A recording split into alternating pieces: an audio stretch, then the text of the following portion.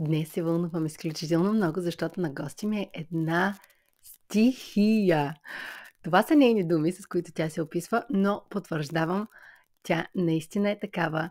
Една жена, майка, предприемач, творец, всичко в едно. И най-интересното е, че и тя, както и аз, на 5-я месец след като е в майчинство, решава, че за да бъде по-добра майка, трябва да прави още нещо. И тогава всъщност създава това, с което се занимава. Стана ли ви интересно? Нека да посрещнем първият ми гост в Be Social. И той е... След интрото ще разберете кой. One, two, three, four.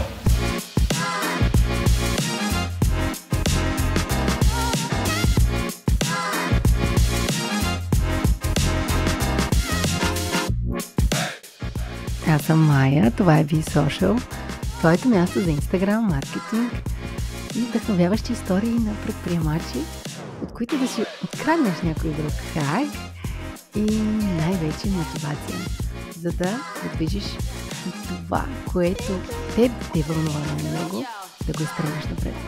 Слушай! И вече съм с Антония, или както е по-известна в социалните мрежи, в Etsy средите, в сигурно още много други среди, Тонка от Etsy Суперзвезди или Etsy Superstars. Тя е при мен и днес ще си говорим не само за Etsy, това е ясно, но ще си говорим предимно и за Instagram и как тя успява да използва тази платформа реално, за да рекламира бизнеса си, който е... Сега ще разберем всъщност от нея. Не искам с мои думи да обяснявам твоята работа, Тонка. Така че разкажи ни малко повече за това, което правиш и айде малко да върнем назад лентата и да ни кажеш откъде започна всичко, как дойде идеята, музата. Знам, че има нещо зад цялото това нещо, което правиш сега. Искам да разбера и всички, които слушат, мисията на Тонка и откъде тръгна това нещо. Слушаме те. Майя, много се радвам да съм ти на гости, също колкото и ти се вълнуваш, и аз се вълнувам. Аз съм Тонка, така ме познавате повечето хора онлайн, така и аз предпочитам да се наричам, така ме наричат и близките ми. В момента съм единствената част от тези суперзвезди, т.е. нали, няма други хора около мен и за това съм Тонка от и в тези суперзвезди. Помагам, знаеш, на творците, на творческите бизнеси да стартират и да продават в цял свят в тази платформа. И всичко започна всъщност с моя бранд, който се наричаше Perix, през 2010 година, когато аз си отворих първия магазин в Etsy. Сега това вече магазина, който в момента имаме петия. Така че, значи, и този, който създаде тогава, вече не съществува този бранд. Сега ще разберете и защо. Моята мечта беше да имам творчески бизнес, още откакто си направих първите мои обици от маниста, които съм си купила някъде от магазини, и така и оттам нататък вече нали, нямах друг избор, освен да се занимавам с това. И започнах да продавам в Etsy, силно казано, през 2010-та. И през 2016 започнах лека по лека да се занимавам с консултантската дейност. Защо? Защото моята всъщност свекърва, или както аз обичам да я наричам майката на мъжа ми и моя много добра близка приятелка, тогава, виждайки моя успех, виждайки, че аз със своя творчески бизнес всъщност осъществявам продажби, издържам се, нали, и в същото време си гледам кефа, така да се каже, тя взе да ме разпитва как аз мога да направя същото, нали, покажи ми, помогни ми и така нататък. Тя беше в моят първи клиенти опитно зайче. И аз, след като аз тогава нямах никакво желание, нито намерения, нито нищо, нали, да се занимавам с това нещо. Аз си продавах моите си бижута, разни други неща и така нататък. Но тя като ме помоли, естествено, започнах да работя с нея и да й предавам знанията и да й показвам. И не щеш ли, почна и тя да продава. Добре, тогава ми штукна нещо и си казах, всъщност това, което аз знам и мога, реално може да помогне не само на мен, но и на други хора. И лека по лека започнах да правя група. Мисля, че в групата ни във Facebook е Суперстар още от това време. Но всъщност най-голямата промяна дойде, когато се родиха моите близнаци. Аз имам близнаци момчета на 6 години. 2018, като се родиха, и аз просто осъзнах, че няма как да гледам 4 деца. И реших, че ще си затворя тогава магазините, които бяха два. Които и всъщност тия два магазина много е важно, защото много хора ме питат, можеш ли да си изкарваш пари с си, наистина ли? Ами тези два магазина ми осигуриха 6 месеца майчинство, да си плащам, нали, доход, който аз бях спестила, защото тогава живеехме извън България, където нямаше такова нещо, като майчинство 2 години, някой да ти плаща. И аз си го осигурих сама с тези доходи, но осъзнах, че не е възможно за мен лично да правя всички тези неща едновременно. Затворих си магазините уж временно, но пък работата с хора, това да им помагам, да им предавам знания, тогава започна да взима превес. Защото някакси ми беше по-лесно да се чуя с някой, да му обясня, да помогна, да си направя някаква среща, докато децата са около мен, отколкото да седна и да творя. Аз не съм от хората, които могат да го правят. Между другото, аз имам нужда от много пространство, за да ми се разгърне творческата енергия. И едва сега мога да кажа, нали, те вече са когато бяха на 4, си отворих нови магазини и започнах да правя нови неща. Така, и общо взето това започна да ми дава все повече и повече удовлетворение и вече към 2020 започнах много, много сериозно да се занимавам с тази дейност и да я превърнах в своя единствена работа. Сега вече магазините са на страна. Са така отстрани, такива допълнителни, а пък всъщност тази ми работа като ментор е основното, което. Аз си записах няколко неща, които така ми направиха много сериозно впечатление от твоята история. Аз съм я чела, знам, обаче като ми така, като я разкажеш и просто веднага пак, първо, че скачам веднага в твоите обувки и се препознах на доста от местата, които спомена, но много искам да ми кажеш защо каза, нямах друг избор, освен да се занимавам с това. Защото това нарочно си го подчертах, защото знаеш защо, нали? Защото толкова много хора и жени, това нещо го има в тях. Искат да се занимават, обичат да правят нещо с ръце, обаче си мисля, че с това не може да изкарват пари. Мислят си, че така или че те трябва да имат нормална работа. Нали? Малко такива работи, които обществото ни е накарало, нали? Да знаем, да си мислим, че това е така. А ти казваш, аз нямах друг избор. Аз така го усещах. Да. Ами, първо, че аз съм имала много примери сега в живота си. Дядо ми е бил предприемач, баща ми, да кажем, е неуспешен предприемач, така да кажа. Тъй, че съм имала примери в живота си, които са ми показали, че това е вариант изобщо за живота.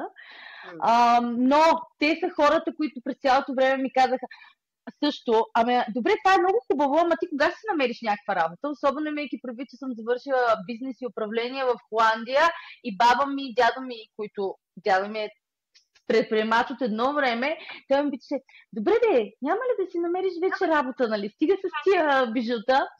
И вече преди 2-3 години свикнаха с идеята, че няма.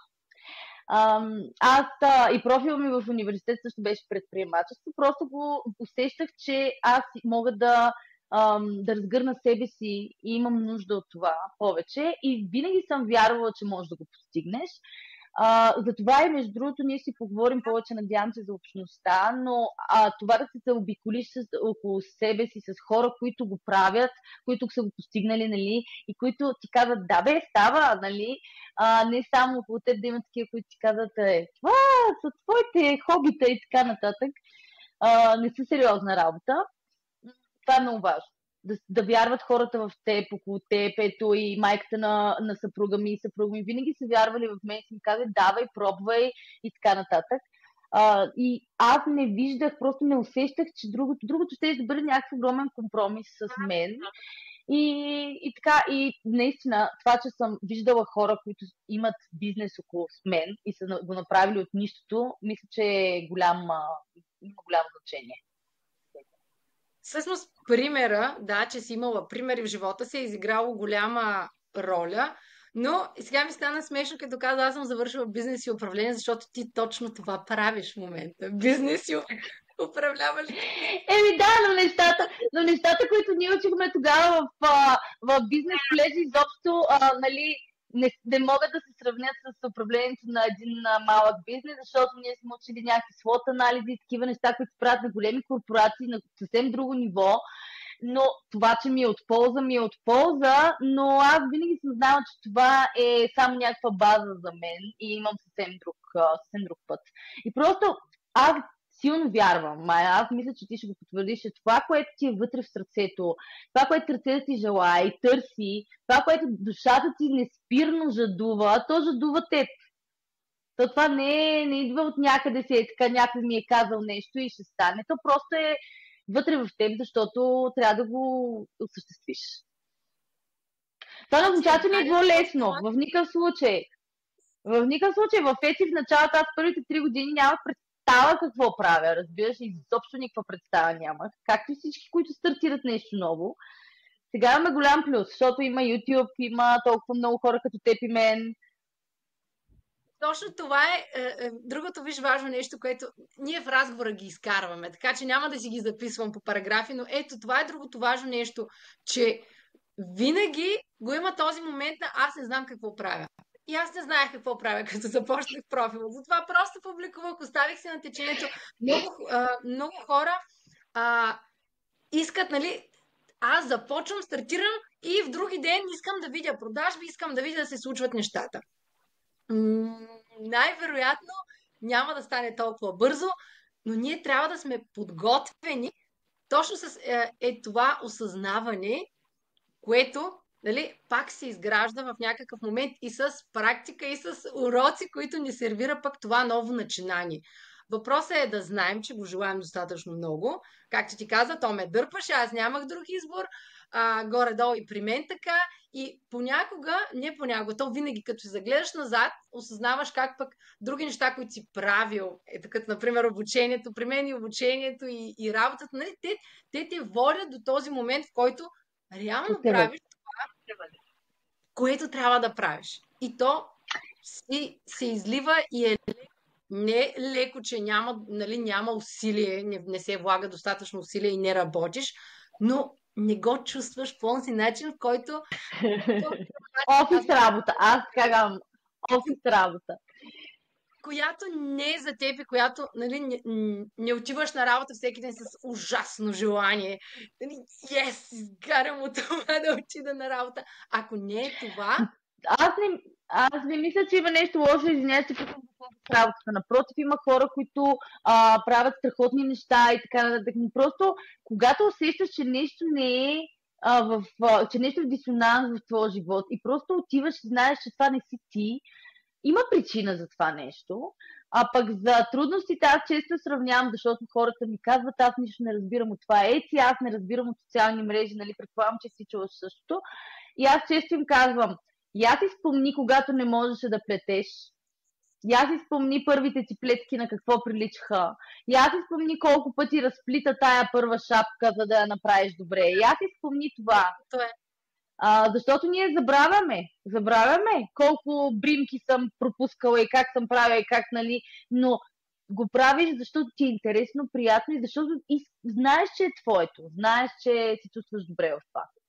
И рано или късно намираш пътя. Ти със сигурност си го намерила и сега, ако не е тайна, имаш ли някаква бройка горе на хора, на които вече си помогнала? Знам, че имаш. Имаш, поне е така. Да. В програмата Успешен старт в ЕЦИ вече имаме се, че са минали над 120 души последните 4 години, пък безплатните, това е само платен. Значи консултациите аз не ги броя, защото няма как да ги преброя и часовете консултации. Виждам си колко хора има в програмата, защото, нали, имам някаква система, а безплатният наръчник 12 стъпки, който е абсолютно безплатен и обновен тази година, 12 стъпки за успех в ЕЦИ, който може да оставим линк, някой, ако му е интересно, може да си го свали. Наистина са 30, 40, 50 страници, които хората дават, таксуват супер много пари за това нещо, за да ти го дадат като знание. Има 2128 сваляния, което за мен е супер. Това означава, че над 2000 души вече са се вдъхновили или са научили поне дали Etsy е за тях или не. Това са още едни 2000 кусур човека, които се занимават с нещо творческо и се надяваме да го пренесат на следващото ниво, както се казва, в Etsy и надяваме се и в Instagram. И сега, ако искаш направо да направим този тънък преход към Instagram, защото реално какво се случва с Etsy Superstars? Ти гърмиш в Instagram. Ти развиваш този профил, чрез който реално достигаш до тези творчески бизнеси.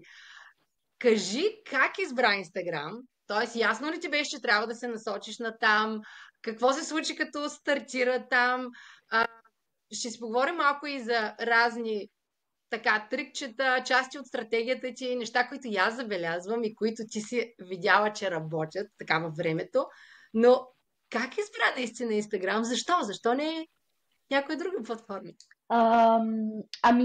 Защото следвам най-важното правило изобщо в бизнеса и това е отиди там, където са ти клиентите, потенциалните.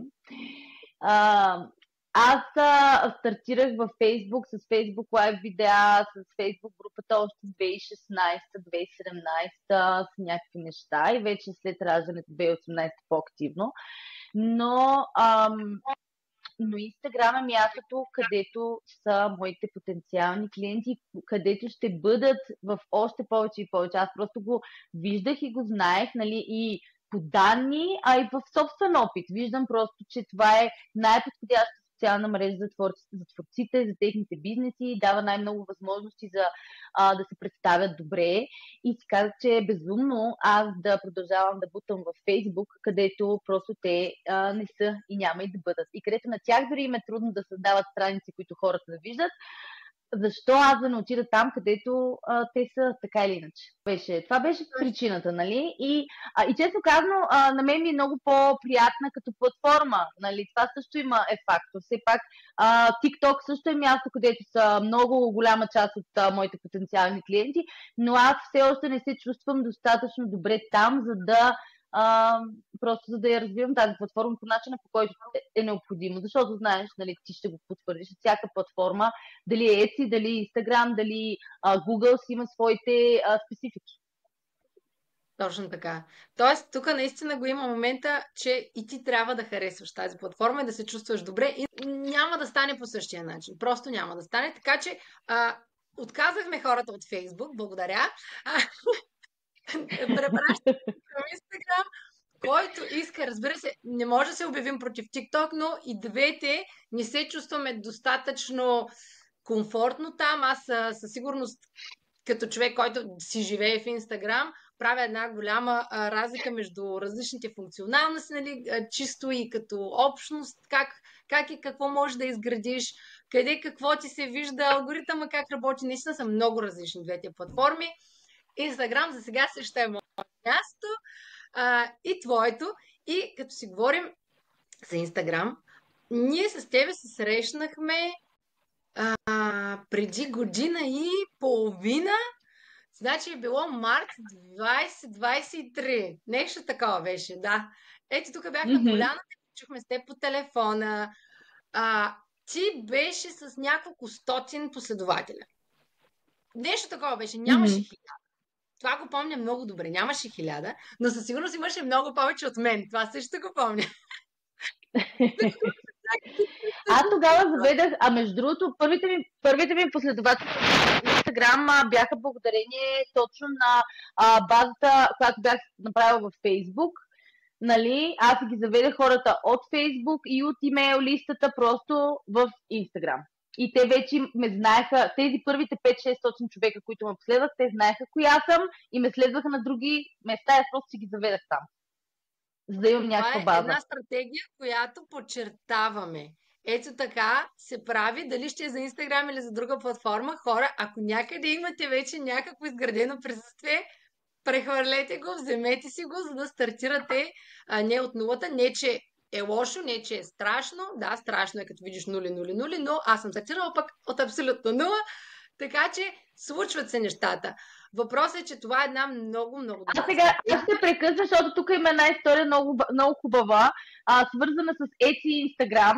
Има една илюстраторка в Instagram, която аз следвах много дълго време и просто страхотни са и нещата, които прави. Тя продава, в смисъл физически продава такива coloring books за възрастни, с нейните илюстрации, прави книги до светяване. Аз много исках да си ги купя, но тя продава само в Щатите.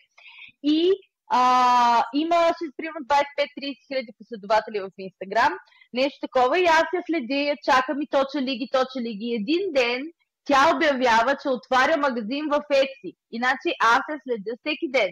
Виждам го това нещо и съм толкова щастлива, защото се надявам да мога да си купя най-накрая нещо от нея. Влизам в магазина и това беше в рамките на часове. Нали? Влизам в магазина, който е направила в Etsy и тя вече имаше, мисля, че 25-30 продажби. Говоря в рамките на един ден. Защото си беше завела хората от Instagram в магазина в Etsy. Да, и тогава, нали, тогава казах, ето виж как, това е прекрасен пример просто беше за това как се правят нещата. Абсолютно. Сега обаче се връщаме на нещата, които така пропуснахме, а пък си ги зададахме като въпроси. Хвърлила си така една солидна част от последователи от другите места и след това какво се случва? Как ти достигаш до тези творци в тази платформа? Питам го така много общо, защото знам, че много хора, които стартират сега с профили, дали ще са творчески или онлайн бизнес, онлайн магазин, каквото и да било, се казват, добре, аз сега как да ги открия тези мои хора? Разбих очи в най-прости стъпки. Какво прави това? Много експерименти в началото. Аз не мога да кажа в никакъв случай, че от началото ми се получило изведнъж. Напротив, много експерименти. Пусках различни видове съдържание, но най-вече се опитвах да открия други хора като мен, с които да се свържа, с които да си общувам, с които, нали, да продължа да се развивам, и следвах много други творци, много хора като те. Аз така те открих съвсем случайно, мисля, че беше. И исках да се свържа първо с други хора. Защото това, нали, което ти ще потвърдиш, това си социална мрежа, социална медия, която, нали, целта номер едно е да бъдем социални, а не само да едностранно да бълваме съдържание. Следвам това, което се случва в самата платформа. Нали, като, примерно, преди имаше само постове, после карусели, започвам да използвам това, което платформата ми предлага, защото те това искат от нас, нали? Следваш правилата, които всъщност са на, как се казва, като си в Рим, прави като римляните. Ти си в Инстаграм, значи ще действаш по правилата на Инстаграм. Когато се появиха Reels, нали, и така, просто записвам, ги правя нещата, които те искат от нас да правим. Защото те като пуснат нещо ново, искат възможно най-много хора да го, нали, да го адопнат, да го започнат да го правят също. Така че това е нещо. Освен това следя най-вече на какво реагират хората и защо. Защо някой пост има толкова коментари, а друг няма. Често се питам. Не винаги намирам отговор, естествено, но често се питам. И следвам своята като цяло стратегия да говоря на хората в истории, да ги водя на там, на където искам да отидат. Това е нещо, което повечето от нас, нали, забравяме в бизнеса изобщо. Казвам нещо, ама за какво го казвам това нещо? Важно е да си водиш хората на там, на където искат да отидат. А те имат нужда от това, защото в хаоса на социалните медии, на живота изобщо, е прекрасно някой да ни хване за ръка, просто е да ни каже, кликни тук, отиди там, виж това, нали, това всъщност улеснява, нали, пътя ни и живота ни. И едно, то не е тайна, да кажем, но нещо, което най-много ми помогна, е всъщност да се опитвам да разбера своите потенциални клиенти, какви са им техните проблеми, не какво аз искам да им кажа.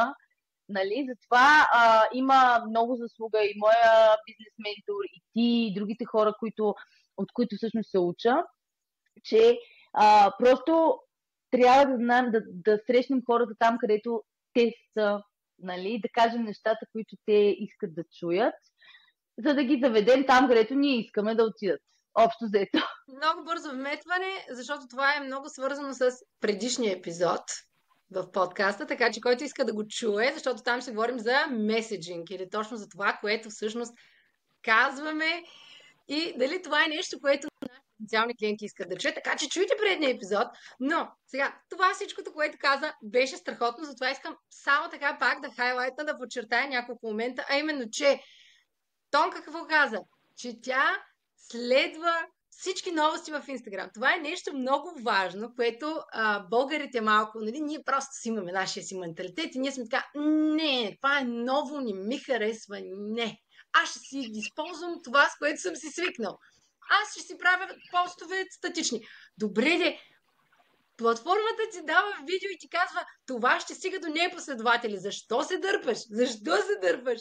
А отиваш да плащаш за реклами. Нали? Има такива моменти, които просто обичаме, нали, да ни е сложно, да ни е трудно, да се оплачем, докато се пречупим. Така че аз го подчертавам също и продължавам да го казвам и напомням на хората, с които работя, че за момента Инстаграм ти казва, че това стига до непоследователи. Искаш ли да стига до непоследователи? Прави това, ползвай това, намери приятността. Да, винаги е сложно, странно в началото, какво, как с тебе още отдавна си говорим и учим постоянно за идеи за рилси. Аз дори не поканена ти пускам съвети, кое да поправиш понякога, когато видя. Но, Ама те са добре дошли, защото външният поглед е супер ценен и освен това, какво по-добро от това някой експерт да ти каже, нали, направи това и направи това, или защо, примерно, текстът ти не се вижда, а ти е закрито, тези си кое, нали, не ти е в средата на рила, а ти е там горе, примерно, нали, някакви неща. Иначе няма как да се усъвършенстваш.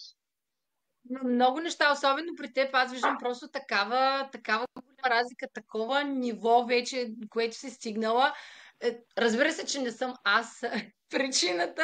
Това, че ти си отворена, че ти искаш да пробваш, че нали, не се страхуваш да навлезеш нещо ново. Добре, чакай да чуя тази градина критика, дай да пробвам наистина така, я да надградя с това. Нали, ти малко или много си и такъв човек. Но за хората, които не са или не се чувстват такива, малко препращам към едни твои сторите от вчера или от ония ден. Имаше така, нали, аз никога не съм бил човек на спорта. Нещо за това беше разговора. Как всъщност ние си поставяме граници. Нали? Аз не мога, аз не съм. Чакай малко. Да, ограниченията. Каза себе си. Отвори капаците и си кажи, може и да съм. Чакай да пробвам, чакай да видя. Аз може и да мога да плета. Едно време пробвах покрай майка ми нещо, там изплетох от сорта на шепче за куклата Барби. Може и да мога по-сериозно, не съм пробвала. Нали? Не казвам, че не мога. Най-вероятно мога, не съм пробвала. Много е важно, ето с каква нагласа, нали, навлизаме в тези неща. Дори смешни, като това да пробваш нов формат в Инстаграм, но наистина обичаме да запълваме краката, така че ето това е нещо, което да си грабнете хора, защото води до успех. Напредвате. Когато пробвате различни неща, напредвате и виждате всъщност, че това работи и развива и вас като хора. Мисля си, че това също е нещо много важно, че ние, развивайки се в тези среди в нашите бизнеси, всъщност се развиваме и като хора. Аз ще ти кажа нещо, което прочетах в една група миналата седмица по тази тема. Беше от гледна точка на дали ползвате видео за вашия бизнес и така нататък. И се изненадах колко хора казват, ами то не е моето. Това не е въпрос дали е твоето или не е твоето. Ти градиш бизнес, ти ще правиш това, което хората искат от теб, а не което на теб ти харесва. Ако ти ще правиш само това, което на теб ти харесва, тук си оставаш в зоната на хоби. Това е нещо, което уча и моите курсисти, хората, с които работя. Ако ще правиш само това, което на теб ти харесва и ще си правиш плетката, която ти си харесваш и няма да се научиш на нещо ново, ти тогава не си в зоната на бизнес. Ти си в зоната на хоби, гледам си кефа, нали само. Ако видиш, хората искат видео, значи е необходимо да правя видео за този бизнес, тогава вече отиваш в зоната на бизнеса. Така. Наистина много има и за нагласата, но може би ще си говорим в друг епизод за нагласата, защото сега все още си говорим за Инстаграм и за стратегии, защото знам, че пред теб има много по тази тема. Сега, аз неща, които наблюдавам пред теб. Искам да намесим още нещо. Сега, знам, че ти използваш и реклама. Ползваш ли още? Не знам, но аз като човек, който е така антирекламата, не антирекламата, просто мисля, че има начин да се стига органично. Разбира се, че е по-бавно, разбира се, че е по-славно, но аз лично не ползвам реклама за рекламиране на моето нещо, но ти използва. Кажи ми твоите наблюдения, наистина забърза ли това процеса? Аз знам отговора, защото го виждам, но Да. кажи ни ти какво научи от това, като използва реклама и дали сега използваш, защо, ако да и защо, ако не. Да, използвам я. Рекламирала съм преди, в началото. Идеята ми беше съвсем хаотична. Сега използвам стратегически рекламата. Рекламирам един рил, който виждам, че се представя много добре. Обаче вече си изживява живота, нали, примерно. И знам, че ще достигне до повече хора, ще се хареса на повече хора и го рекламирам и за няколко долара на ден си набавям последователи много така методично. Това защо го правя? Защото не искам да правя по 7-8 рила на седмица. Понякога ми идва мъст и искам, но в повечето случаи не искам. Искам да правя по 1 или 2 на седмица, а това би забавило, нали, смисъл растежа. И предпочитам един рил, примерно, или един пост, който се представя много добре, да го покажа на много повече хора и това да работи автоматично за мен, нали, отколкото да правя още съдържание. За мен това е добра стратегия за тези от нас, които не са в сферата на социалните медии. Например, ако ти си създател на нещо, нали, ако имаш друг бизнес и така нататък, социалните медии са само част от бизнеса, в крайна сметка. И за да можем да ни се налага да създаваме съдържание всекидневно по много и така нататък, рекламата е страхотен инструмент. За човек, който се опитва да бъде инфлуенсър, например, или това е основната му дейност в социалните медии, според мен е по-различно. Нали, или който гради профила си само за да... и това му е основната дейност. По-различно е. Защото ако аз трябва да избера между това да направя нов продукт за Etsy магазина ми или да пусна рил, за мен, примерно, продуктът в Etsy магазина ще ми донесе реални продажби. Нали, резултат веднага. Докато един рил не всеки ще ти донесе тези резултати. Затова аз гледам това, което се представя много добре, пускам го да се рекламира с минимален бюджет. Говоря, че тук, нали, в България имаме този плюс, че реално нас не трябва голям бюджет. На 1-2 долара, 3 на ден са ти предостатъчни, за да се достигнеш до аудиторията, нали, да растеш с някакъв постоянно нарастващ темп, който обаче е комфортен. Така че да, рекламата аз не бягам от нея. Аз за това го зададох този въпрос, защото аз съм, нали, антихриста на рекламата, но ти ми показваш, нали, тази друга страна. Аз ти казвам, че някога няма да реша да рекламирам. Просто в момента наистина не виждам смисъла. Защото всеки си знае, нали, ограниченията с времето, с децата и така нататък. Аз си знам, че не мога да поема още милиони консултации и така нататък. Затова на мен в момента си ми е окей така. Пък и ми е част от мотото. Така.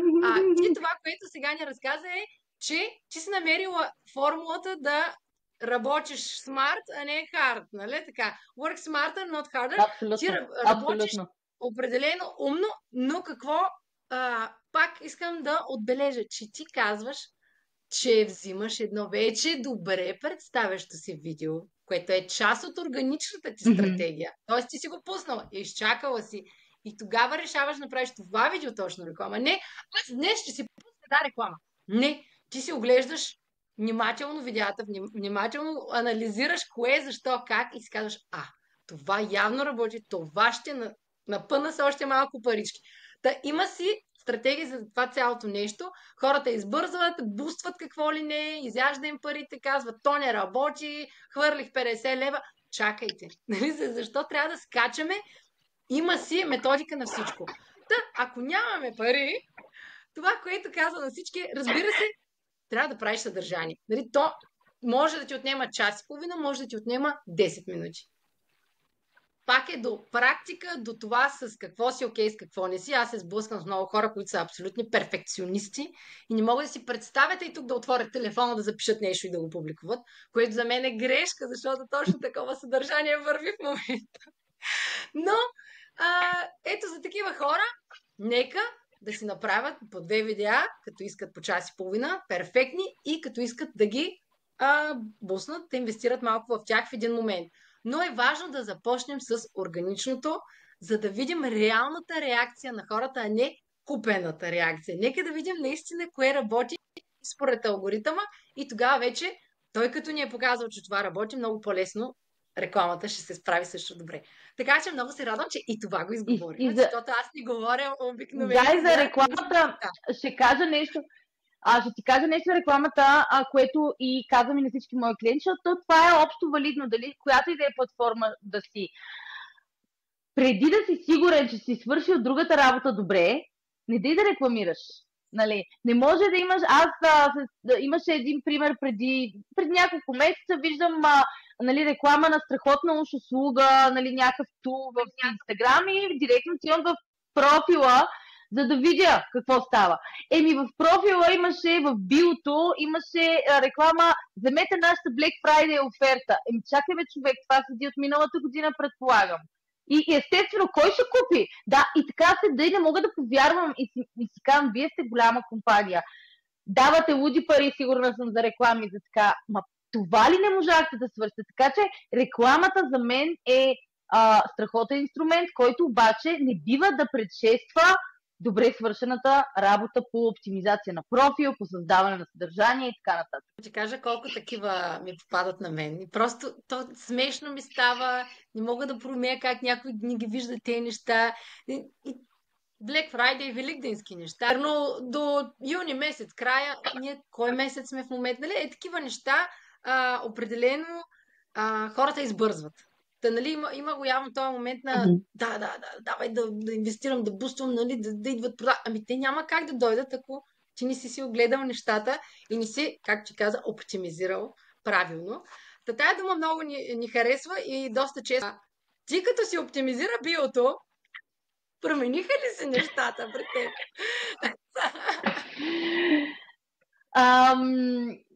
Не мога да кажа конкретно. Не мога да кажа конкретно дали, примерно, това е донесло някакви точно резултати и така нататък, но за мен това е нещото, което аз винаги първо чета и ми прави огромно впечатление, когато аз искам да следвам някой.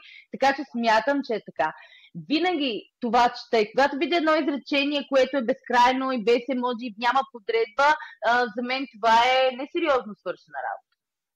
Просто несериозно. И ми дава индикация, че този човек не се е постарал да разбере как изобщо работи платформата или нещо такова, пак камо ли нещо друго. Или когато няма абсолютно нищо. Това ми е любимо. Нищо или обожаваме това. Така. Или нещо такова вдъхновяващо, което няма общо с бизнеса, примерно. И това също ми е любимо. Аз вярвам, че звездите са на 10 км от планетата. Окей. Това какво общо има с всичко. Нали? Някакви неща, които изобщо не са свързани с бизнеса. Много хора искат да са креативни в биото си и аз малко им тъпча тези мечти, но това ми е работата. Това не е мястото за такива неща. Това е за пост, за стори, но не и в биото. Но сега, който иска да си направи одит на био, да ми звънне, да ми пише това, което аз исках да споделя за твоето био е, защото ние преди година и половина оптимизирахме твоето био, но аз сега виждам, че ти знаеш как да използваш биото си като инструмент. Аз виждам как ти постоянно го променяш в зависимост от това какво правиш, какъв е проекта, коя програма е на лице. Ето това вече е едно съвсем друго ниво, до което дори аз не съм стигнала, защото не знам аз защо нямам време да си го подновявам толкова често, но ето това е вече наистина карана стратегия, дори и в този много недоглеждан инструмент, биото. Така че хора, вижте биото на Тонката, вижте моето био, вижте вашето био. И си помислете дали е достатъчно оптимизирано и дали го използвате всъщност във ваша полза. Да, Това ще е Да, на тема тук ще био. се върна на това, което в началото казах. Което в началото казах за това, че платформата има някаква структура. Тя ни дава някакви възможности да сложим био. Ами, използвай го по предназначение, нали? И както и пинати постове и така нататък. Използваме ги по предназначение. Защо са там? Имаме възможност да го правим. Това е загуба, ако не го правим. Реално това е идеята, че всичко, което ни е дадено от платформата, си има цел и място и ти ако не го ползваш, буквално изхвърляш, похвърляш. Може би пари на вятър. Да, така че сега, мисля, че е време да дадем и тези 4 съвета, които с тебе ги споменахме в предварителния разговор, защото знам, че в момента слушат много не само творци, но и много майки, много жени, които се чудят дали да предприемат някаква промяна. Какво ще ги надъхаме, какво ще им кажем, ако те се замислят да стартират нещо като сайт хъсъл, нещо на страна с това, което ги влече. Дали ще е творческо или ще е някаква друга бизнес идея, нещо предприемаческо. Какви са твоите топ 3-4 съвета, които така ти идват веднага да споделиш на тези хора? Давам набързо, защото съвсем скоро трябва да изчезвам. Точно защото съм майка и трябва да отида да си взема децата от градина. Но, така че ги давам набързо. Първото и най-важно нещо, пак се връщаме. Ако нещо го искаш, наистина, ама не само защото твоята приятелка го прави и е инфлуенсър, а просто отвътре наистина го усещаш, че е твоето, че искаш да го направиш, направи го възможно най-бързо. Ако не, проваляш се пак бързо, следващото. Нали? Но повечето хора изпадат в някакъв процес на мислене една година или ми казват, аз те следвам от една година и искам да си отворя Etsy магазин. Хайде! Нали? Примерно, или искам да направя. Действай. Ако го усещаш отвътре, най-ново да не стане нищо. Действай в момента. Дали ще е Instagram профил, дали си инфлуенсър, дали ще е нещо друго, просто го направи. Може да бъде абсолютно нескопосано в началото, няма никакво значение. Ти веднага ще си усетиш своя флоу, нали, твоето течение, дали е там или не. Второто нещо, което е, ако искаш да правиш някакъв бизнес, мисли винаги от гледна точка на потенциалният ти така клиент или за кого го правиш, какъв проблем решаваш, мисли от гледна точка на другата страна. Нали, не от това. На мен ми харесват сините рокли, ще правя сини рокли. Ама хората харесват ли сини рокли изобщо? Нали? Това е да мислим винаги, да се обръщаме мисленето. Този човек кой проблем има? Защо аз съм тук? Какво му давам на него? А не да се концентрираме в себе си. Това е. И третото нещо за мен е търси хора като себе си. Търси хора, които ще те разберат, които ще те подкрепят, които ще ти дадат истинска обратна връзка, а не примерно майка ти, която ти казва, много е хубаво. Нали, много е хубаво, ама дали трябва да търсиш хора, които са на твоето ниво, около теб, които всъщност имат представа за това, което правиш, за да не се отказваш, за да можеш в трудните моменти да се обръщаш към тях, за да може да ти дадат истинска обратна връзка. Знам, че не са много практични тия съвети, но всъщност, ако се замислиш, те са изключително важни. И неща, които на мен ми е отнело десетилетия да ги осъзная, нали, и да стигна до тях, мисля, че са най-ценното. Изключително важни съвети, много силни. Абсолютно се присъединявам в мотивиращото ти слово, което току-що изказа, защото наистина да действаме и то веднага, а не да се анализираме и парализираме. Нали, това също сме го говорили и в подкаста. Е много важно, защото иначе наистина изпадаме в това нещо, ма не, то сега е много мислене и така си минаха годините. И нищо не се случи. Колкото повече чакаш, толкова повече губиш. И толкова повече наистина не знаеш какво ще излезе. Това за мисленето от гледна точка на клиента, то е ясно, защото ако правим само това, което нас ни харесва и никой не го купи, значи няма да имаме бизнес.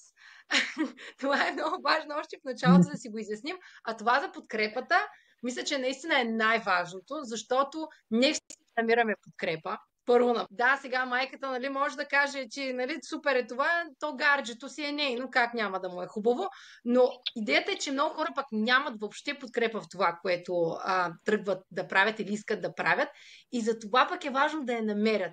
Така че хора, отворете се, използвайте социалните мрежи да намерите тези хора, които имат вашето мислене или минават през същото нещо, защото има такива, много сме. И наистина, поне за мен, аз много по-лесно ги намирам онлайн тези хора, които да са в този мой кръг, защото и аз имам подкрепа доста често. И аз съм майка, и аз си минавам през някакви си преживявания и по-лесно намирам подкрепа наистина онлайн. Ти сама каза, това е социална платформа, нека да я използваме като такава, а пък те в един момент, тези приятелства, тази общност, за която говорим, тя се създава и тя ни подкрепя, дали ще е в това, дали ще е в следващото ни начинание. Нали? Ето този пък процес се задейства, който е изключително красив също така. И може ли да добавя още едно последно, защото и аз и ти работим с хора. И аз и ти сме минали някакви неща в това, което правим сега, и за това пък имаме възможността да споделяме този опит, за да помогнем на тези хора малко по-бързичко и малко по-стратегически и лесно и фокусирано да стигнат до това, което желаят. Дали ще е да си отворят Etsy магазина, да имат продажби от Etsy магазина си, да работят по-малко по Etsy магазина си и повече да си гледат децата или хобито, или същото нещо за Инстаграм. Двете може да помогнем с тези неща. Така че, който има нужда, пък от човек, който е надия да им помогне, дали ще е дори само с малко разговор за подсъзнанието, защото имам хора, с които буквално само за това си говоря, да ги надъхам, да им кажа, че могат, че да забравят за ети кое си, за ети кое си. Не са много хора, просто се лутат в някакви си тяхни мисли, имат нужда от някой да ги събере и да ги бутне напред.